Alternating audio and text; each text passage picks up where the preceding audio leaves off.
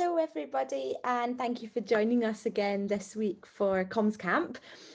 So today what we're going to be talking about is planning.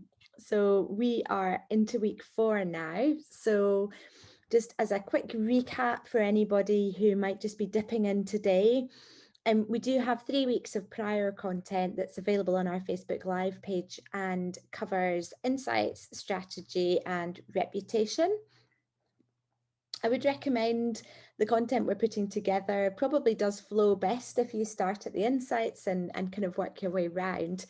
But equally, what we're sharing each week, it's bite size and it's stuff that you can definitely just pick up and run with.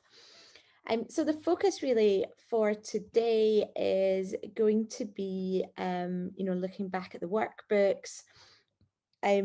Thinking about key messages we've already covered in last week's section on reputation.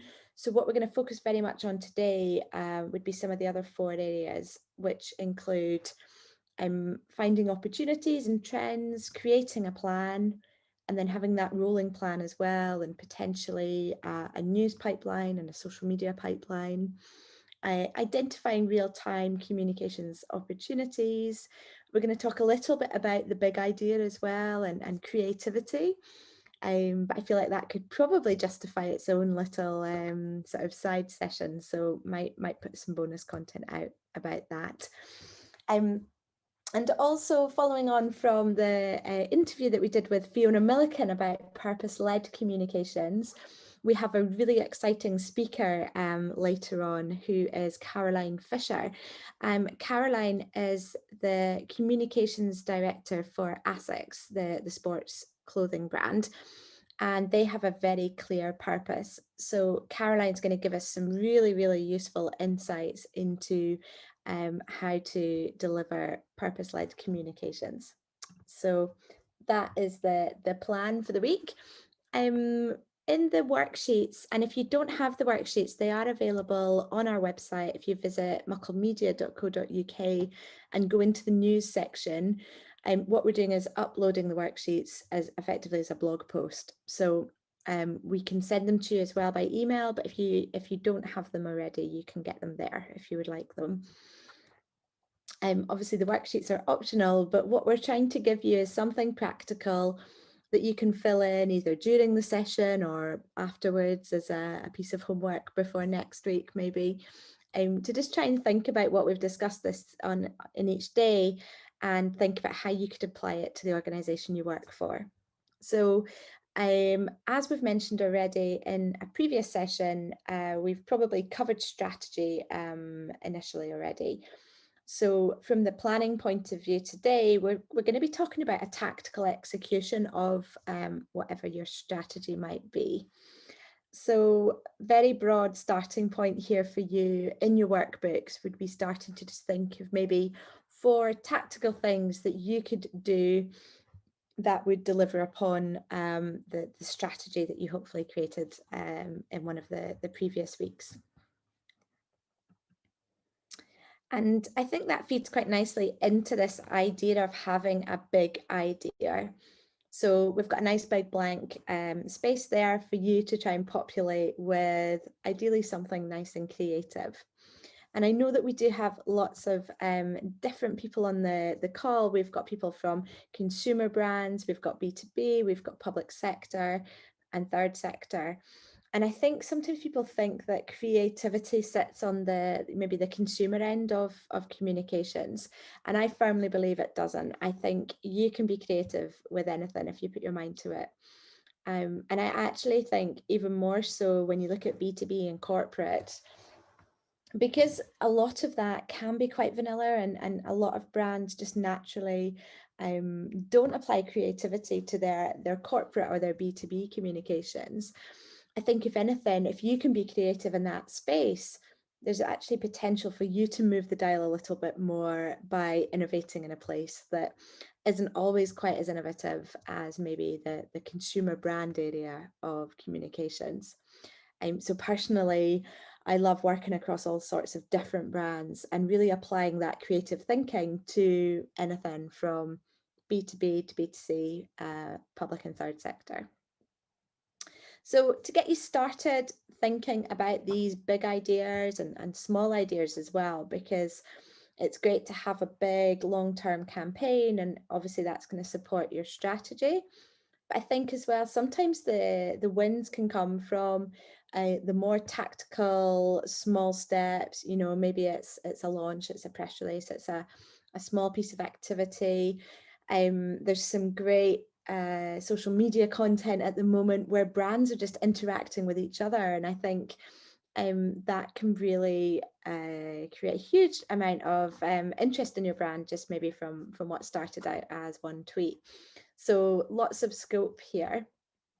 This is bingo again, so it's really just a bit of a starting point to give you a few different thoughts on what that idea might be based upon. We do have a small number of sets remaining we have some, we call them trump cards at Muckle Media, which is a pack of 52 kind of inspiration cards, and it's got loads of these types of ideas on them. So if anybody would like a set of those, do drop me a note and we'll see if we can send you some. We've only got a few left though, so you might need to be quick. So starting point up there, we've got a cause or potentially a purpose as well, which is what we're going to be talking about to Caroline Fisher later today.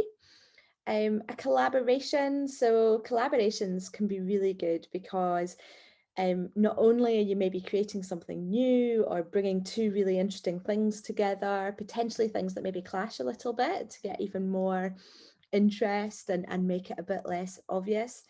But you're also becoming able to share each other's networks and share each other's audience. So, you know, personally, we love collaborations. Then you can have what we would call an asset-based approach to coming up with an idea. So that could be, to give you like a really famous, obvious example, it could be thinking about Walker's crisps. So what assets do they have? They have packets of crisps. It's pretty simple, yeah? So they could think about those crisps as an asset, and then they regularly run competitions where they go out to the public. Gary Lineker goes on TV ads and he says, you know, we're looking for a new flavour.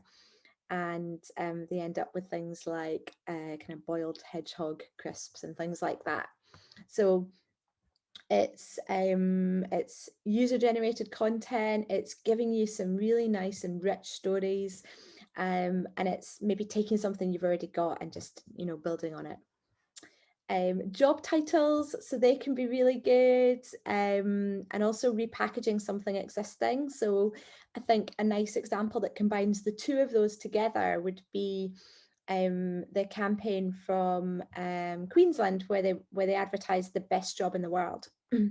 And it was a job that was there anyway, so it was effectively the kind of the manager of the island, and a lot of the role was marketing and communications as well, and blogging.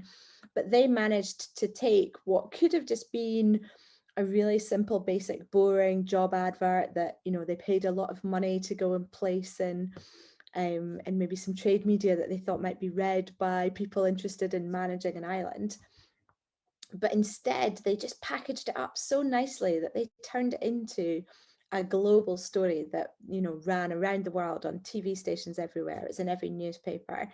And actually, the cost of it was the salary of a job for somebody that they probably needed anyway. And I think the impact on tourism into the region was huge as well. Stunts, I've got a few on the next slide that we can go into a little bit further. Also awareness weeks, which we'll talk about a bit later on too. You could create events, you could put a conference on, you could run some awards for maybe the community that you serve, or a specific group of stakeholders that you might have. And wordplay as well, which on the next slide we've got Compare the Meerkat. So it's really nice, and actually a very simple idea that sat behind that, but I can almost picture the brainstorm that came up with Alexander the meerkat there. And then you've got that idea of just something nobody's ever done before. So really trying to unlock your brain into you know, thinking not about what other people have done, but just starting something completely fresh and completely new.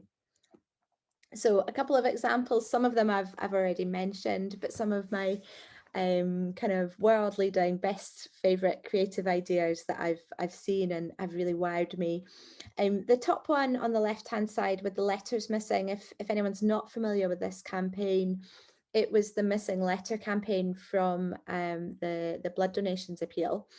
And what they managed to do was launch this incredible campaign about the fact that O and A blood types were kind of in demand, and that they needed more people to donate blood. They managed to partner with brands all around the world, and also sort of national newspapers and things, and get them to remove from their logos all of those the letters A and O.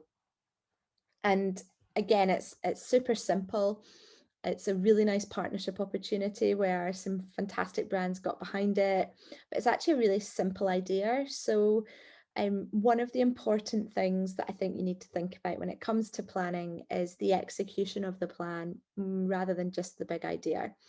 If you have a big idea and you don't execute it well and plan it out and really consider all of the key steps, it's not going to fly.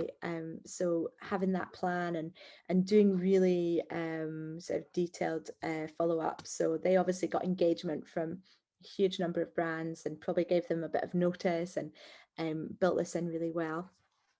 And you've then got Alexander the Meerkat, who I just mentioned. You've got the Burger King story. So Burger King and McDonald's, they famously are always kind of having a go at each other. But during the COVID issues, then Burger King actually put something out telling people they should order food from McDonald's, really to help the economy and to help people get back out and about. So that was a nice piece of marketing from Burger King. I'm sure they're hoping people are going to Burger King though. We've got the picture here from The Best Job in the World, which we talked about earlier as well. And then one of the Simpsons, when they were launching their movie with the spider pig, they went to Battersea Power Station and they flew an actual huge spider pig over the top of it, which was incredibly impactful and has multiple facets to it as well. So they got a lot of media coverage. It was also seen by a lot of people because it's obviously a high footfall place to be. And it went far on social media channels as well. And they've revived it a few times and brought the spider pig out again, and I think taken it on a world tour potentially. And then another one, just to give you an example of something I really like, is responding to customer feedback. So people might remember this story about Sainsbury's. Again, it's asset led because Sainsbury's products are assets. They've got a little bit of room to change them, to adapt them, and to rename them. So Sainsbury's customer service received a letter from a child who wrote to them and said, "I'm really confused. I don't understand why your bread is called tiger bread, because the pattern much more resembles a giraffe." And I think there must be a really good system somewhere in Sainsbury's, or maybe it was just luck. But this letter managed to get from customer service all the way up to communications. The customer service guys sent a beautiful letter back to the child with some Sainsbury's vouchers saying, thank you for bringing this to our attention. This was clearly a major oversight in our product team. And due to your letter, we are changing this product and we're going to call it giraffe bread. And I think even to this day now, it's still called giraffe bread, and it's a change that they made to their product line. But it's fantastic storytelling and really good engagement with the audience there. If anyone's interested, there's a really good LinkedIn page. So it's called Famous Campaigns. And if you look that up and follow it, you'd be able to track these. You can also submit your own. So definitely, if you've got some big ideas and you're delivering those, worth trying to share them onto there to get some extra views on your campaign. But it showcases some of these really great, big, creative ideas. And so moving into the planning stage, that was really just touching on the creativity. once you've got the creativity in place, you need to create the ultimate plan, really. So a starting point is thinking about what's coming up, what happens every year. So I think, although it's obvious and simple, just having that, month by month, a real top overview of what happens, and then starting to think backwards from that as well. So to give you an example that I think surprises people quite often is, Christmas in July. So whilst Christmas is in December, if you want to get your product into Vogue, they're going to be putting that to bed in August, and calling in product in July. So there is obviously a very long lead time to the more traditional media. So you could be thinking about where things fit, but also thinking about their lead time and where you want to get them. If it's social media, if it's digital communications, December, November even maybe is good for Christmas. You might have things in your organization as well that happen every year that are kind of timetabled, and it's also thinking about the environment you're in and the industry you work in.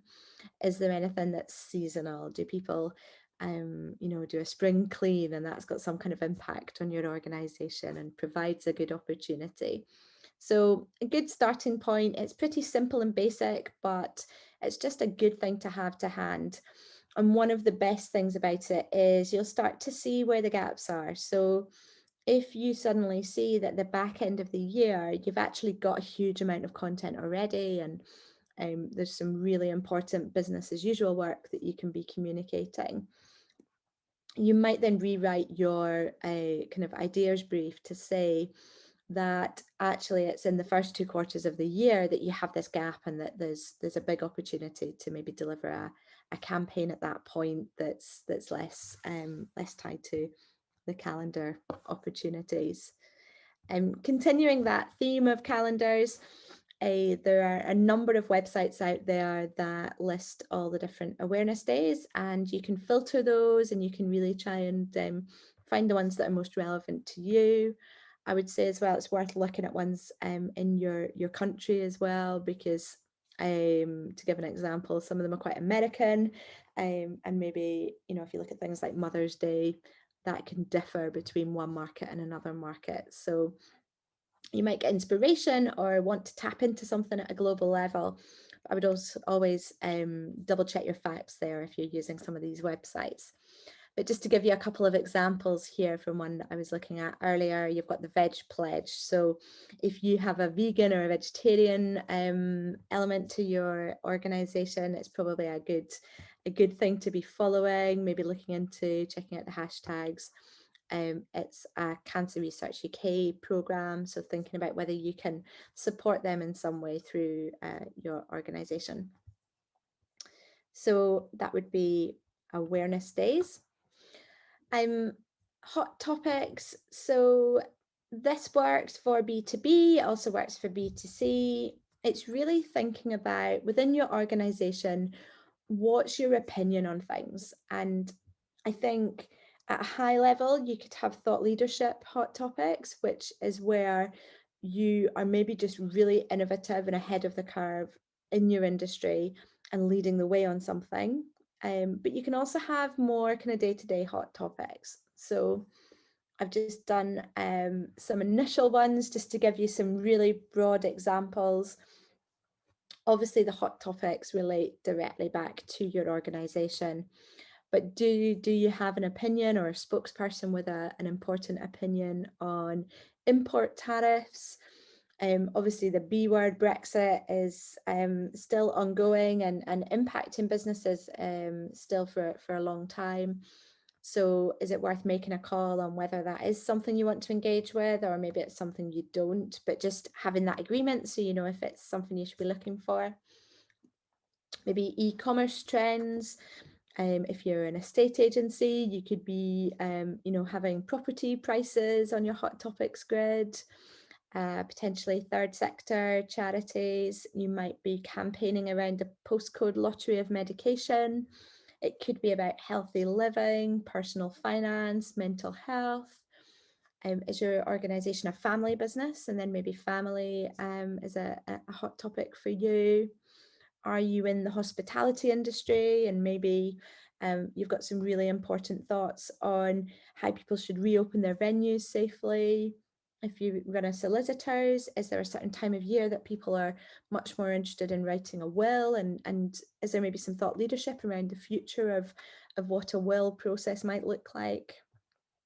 If you're in commerce, can you comment on Christmas shopping? Can you try and own, what's going to be the hot present this year? What are the retail trends, and so on. So just going back to the previous slide that we were looking at, if you can list the topic on the left and then just bullet point out really top level responses, then it's going to help you just to crystallize in your plan what sort of topics you want to go out and engage with. So that's a starting point on hot topics. And then in terms of actually tracking those, you could use something really simple like Google Alerts. So if you're all about Christmas shopping trends, you might want to start a Google Alert on Christmas shopping, and then you'll start to see if there's something interesting coming out that you might want to then respond to and put something out on. We'll talk a bit more about channels in a future episode of the CommsCamp. But another one might be local radio. So the majority of the BBC radio stations, the local ones, have some form of a phone in the morning. So it might be that you're going to listen into those every morning and just try and know what the phone in's about today, and see if it fits into what your hot topics are. So then thinking about social media planning, this, I'm sure everybody's familiar with Hootsuite, so I'm not going to pitch the benefits to you of using Hootsuite, but I would say having a plan of some form that is hosted somewhere. So it could either be somewhere like Hootsuite, that's a third-party place that can not only manage and plan out the content for you, but can also post directly for you as well. To certain channels. We do find native content sometimes increases the engagement levels. So particularly with Facebook, we would say you probably don't want to post that from Hootsuite. However, just having somewhere that you can plan your content and map it out is really good. The other benefit of using something like Hootsuite is the optimization of your content. So Hootsuite will be able to tell you what time of day, on what day of the week, your target audience is going to be most engaged. So something like Hootsuite is really good to have. And then I would say as well, if you want something more simple, just a spreadsheet or a Google Doc could be another thing that you could share with colleagues and use as a centralized resource for all of your planning.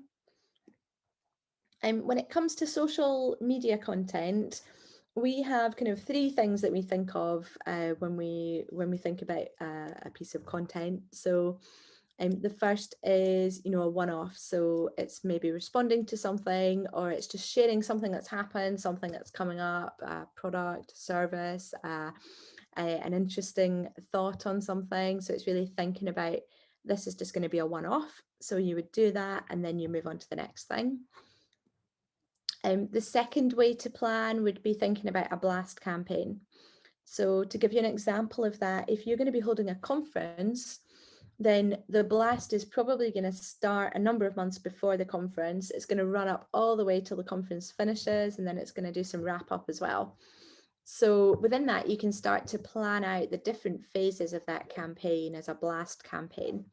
So that would be announcing the event, announcing the speakers, maybe releasing some tickets, maybe giving some updates on new speakers, competitions, lots of different things that you could think about throughout there. So I would write a blast plan for something like a conference.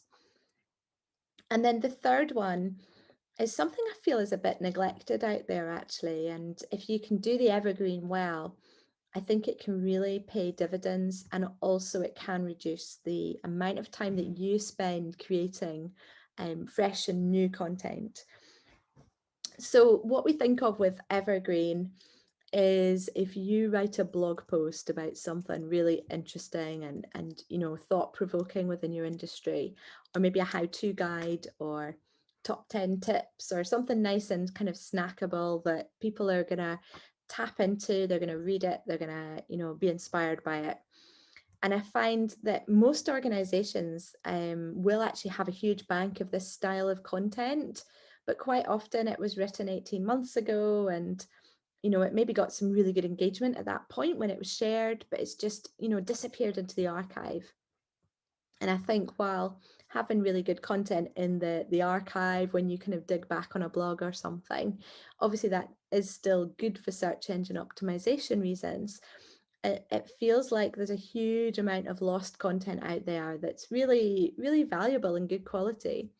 So as a starting point to social media planning, I always think don't necessarily start with what you're going to create, but it's really good idea, especially if you've joined an organization and, you know, social media sits in your remit, rather than necessarily thinking you need to start from scratch.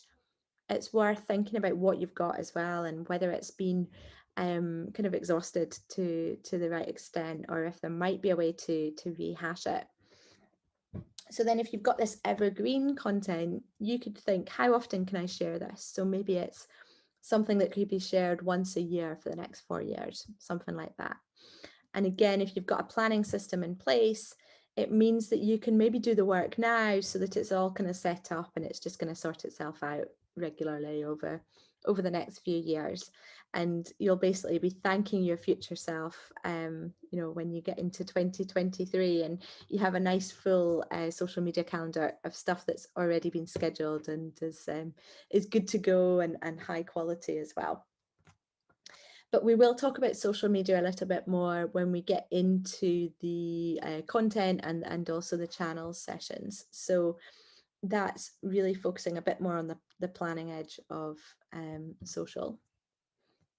In terms of what kind of document you might have, I think you need to think about what works for you, what works for your organization, and also what fits the strategy that you've come up with and the timeline that you're working to. So this isn't, you know, a hard cut area where everybody needs to have something really specific. I would say the key things to think about including a combination of would be ideally having an annual big picture plan. So something that is maybe just got a quarterly focus. It's set up to support that strategy that we've spoken about. And it just gives a real high level view. It also lets you plan a budget as well to support the delivery of that plan. And you've then got really simple, having a daily to-do list and just making sure you're ticking everything off. Maybe some centralized planning software. So you could have things like Hootsuite, but then maybe also having a Trello board or using some more advanced project planning software like Monday.com or Asana are two of the ones that we've used regularly and that we really like. And you've then got the idea of having a news pipeline. So effectively, this is really just going to be a list of hooks that might be coming up, things you might know about, whether it's product releases, whether it's something tied into that bigger calendar that we talked about. It could be thought pieces, it could be anything really. So just having a view of what your news pipeline looks like. Your social media content planner. So as I said, maybe it's Hootsuite, or maybe it's a Google Sheet that's shared across a number of people that lots of people can edit and you sort of tick stuff off as it gets posted. Supporting your annual plan, you might have a quarterly plan that's slightly more in depth, but still pretty high level. And then you might create a monthly detailed plan. So maybe you do that in the last week of the month, looking at the month ahead. And that's really going to just give you some clarity on what the key sort of outcomes are going to be for you for that month that's to follow. And what we're going to do now is just watch a very brief video that gives you an introduction to the ASICS movement for Mind campaign. And then we'll speak to Caroline Fisher, who will tell us all about the thinking behind that. Lockdown measures are starting to be eased after more more than 2 months of restrictions. They were reasonably confident that the steps being taken were manageable, but people also had to do their part. All over the world we have seen that running has played a big role for people to clear their mind.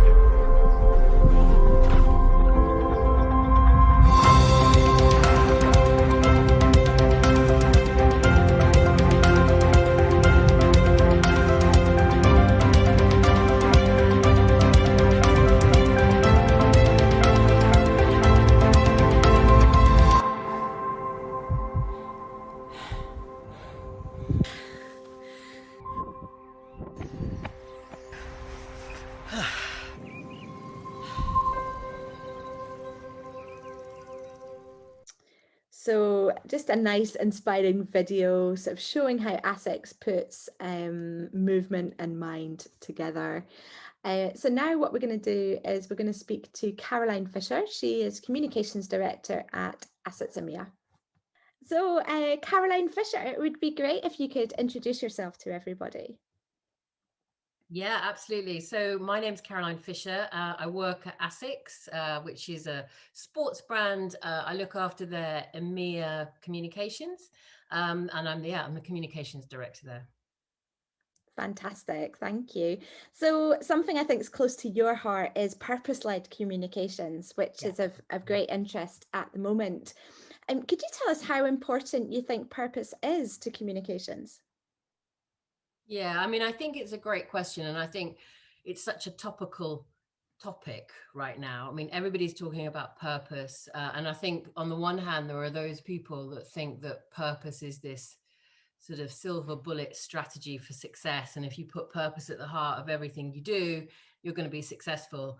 And then there's the other camp who, really refute kind of purpose and the power of purpose, and I think they would say that it's very difficult for a consumer to connect with purpose. And I think personally, the answer is somewhere in the middle. I think purpose isn't always important for every organization. So I think, it's beware of jumping on the purpose bandwagon. So for some companies, it isn't for them, but clearly for some, it's incredibly powerful, not just from a communication perspective, but from a whole business perspective. And I think, we have gorgeous examples like Dove and Patagonia have demonstrated that actually your purpose can become your positioning, and everything you do is around your purpose, and that can have, huge business benefits, not just communications benefits. So I think it's important, but it's not the only thing that's important. Fantastic, really good advice there. So if someone was just getting started, how do you think they could go about finding their purpose within their brand? Yeah, I mean, I think one of the things you can do is to look at those companies who are successful already, and try and unpick what it is that's made them successful when it comes to purpose. And I think we've done that certainly within our business, and we've identified there's sort of 4, I guess, principles of purpose that a company, or you could look at following to try and make sure you have a good chance of success. And I think the first one is, I think you really need to make sure that your purpose is distinctive. And I think this is where a lot of companies fall into a bit of a trap of the sea of sameness, and everybody sounds kind of the same as everybody else. So you really need to kind of look in the category and see how everybody else is positioning themselves, and then really make sure that you have something that's really distinctive and really ownable. I think Dove as a perfect example, when they came out with Real Beauty in 2003, it was into a category that all looked exactly the same. It was the ideal beauty image. It was this, something to aspire to. Everybody looked absolutely gorgeous, and they came out with real people, real models, and it was category show-stopping at the time. And I think, if you can achieve that distinctiveness with your purpose, that's a good thing. I think the second thing is, it needs to be credible. So I think, again, too often companies can have a purpose that's too far away from the product that you're actually trying to sell, or the service. So, it sounds obvious, but build your purpose on a role that your product actually performs, and actually delivers. And obviously, Dove as being as example, it's a perfect one-to-one campaign for Real Beauty. They sold beauty products. So distinctive, credible, relevant. Is it a topic that people actually care about? You know, will people rally around it? Or, you know, are you really leaning into a trend that consumers care about, or are you kind of forcing an issue? And I think that's, you know, that's the danger too, that what you think is important isn't necessarily what the world thinks is important. And I think the brands that are brilliant at purpose are leaning into cultural trends that already exist. So Dove was leaning into the issue that young teenage girls felt their self-esteem and confidence was being diminished by this, you know, this perception of beauty. And so they were leaning into a trend rather than trying to create one. And the fourth one, you know, I think when you're trying to find your purpose is, are you prepared to commit to it? So I think it's very easy to define a purpose and talk about it, but it won't ever materialize unless you're prepared to do something. You know, action, not ads. So I think, you know, they would be my kind of four: be distinctive, credible, relevant, and make sure that your purpose is something that you're willing to commit to for the long term, and put some money behind and do something. Super. Those are really good principles. So thank you for sharing those. I'm sure they're, you know, a really good framework for people to consider. So it'd be great to hear about how you've brought those to life at ASICS. Yeah, absolutely. So I think I joined ASICS 18 months ago, and I joined it actually because I wanted to put purpose at the heart of everything we do. And, you know, it's not that it didn't exist before I turned up, it did, but we've just really sort of shone a light on it and made it front and center of everything that we do from a communications perspective. And that's a choice that you make. And I think you know, the more choiceful that you can be in terms of your comms strategy, the more likely you will have a chance of it succeeding. You know, I think as humans, we like to hedge our bets, but if you can really be, you know, single-minded about what you're focusing on. So for us, we have a purpose. Purpose is to transform the mind positively through sport and movement. So we're really focusing on mental well-being, which is derived directly from our founder. So it comes from, we're a Japanese company. We were founded in 1949, post-war Japan. And, you know, our founder saw that sport had this power to uplift the mind, and that's why he created our company. So for us, we're not even trying to find our purpose. We're just trying to shine a spotlight on it because it's always been there.